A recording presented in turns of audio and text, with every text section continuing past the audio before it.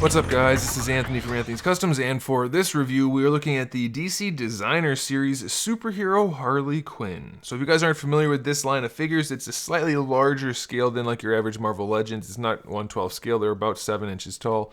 A little bit less articulation with a little bit better sculpting, a little bit better paintwork, and sometimes interesting accessories. So it's not going to fit in with your other DC figures like DC Icons, but it will fit into collections that are not scale specific, but based mostly on aesthetics.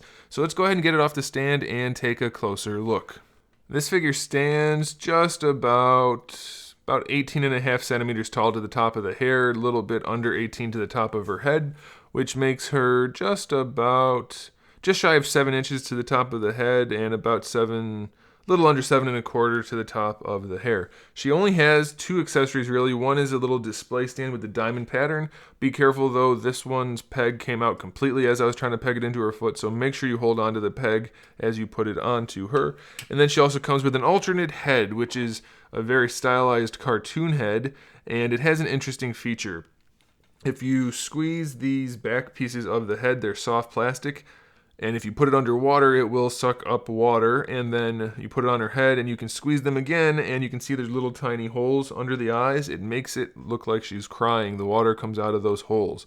Not sure why this is a thing. I'm not sure this kind of figure is going to be sold to people that are interested in using that kind of feature, but it does exist, and it is there. And the paintwork on the face is nice enough, so we'll just leave it at that.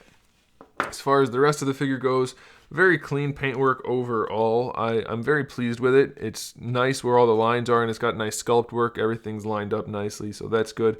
The cape fits on it nicely, doesn't look too bad, and it has a nice head sculpt and nice paint. This is definitely the least intricate of all of these Harley figures, so it's not really my cup of tea. It has the least to look at, and it's not generally pleasing for me, but if you are a fan of this particular comic, I guess that's what it is from, then you may like it. It's objectively good, just not my cup of tea.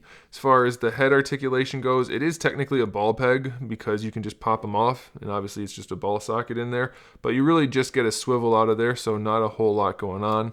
For the shoulders, you get particularly good range. They go really far up in full rotation, so that's nice. Single jointed elbow, just about 90 degrees, no bicep swivel. Wrists have a swivel and a hinge, so you get a little bit of posability there. Nothing in the torso. Hips go pretty far out to the side. Going forward is not really an option. You can't really pose her legs going forward at all. Her double jointed knees work just fine, so that's pretty good. And then her ankles. She has an ankle hinge which goes forward a little bit and it goes back a little bit. So very basic articulation on this figure. Not going to be able to pose it very much at all. So given the fact that the accessory is kind of a gimmick that I'm not interested in, it's really just going to be a fairly static figure with not much posability and not much to look at. So not my cup of tea, but objectively it's okay. If you're into this particular look for her, then it might be something you want to pick up. So there you go. Thanks for watching, guys. Make sure you subscribe to the channel. I have new videos up every single day. We talk about action figures, movies, TV shows, video games, all kinds of fun stuff. So make sure you turn on notifications so you don't miss any of that. Give the video a thumbs up if you liked it, and in the meantime, keep collecting.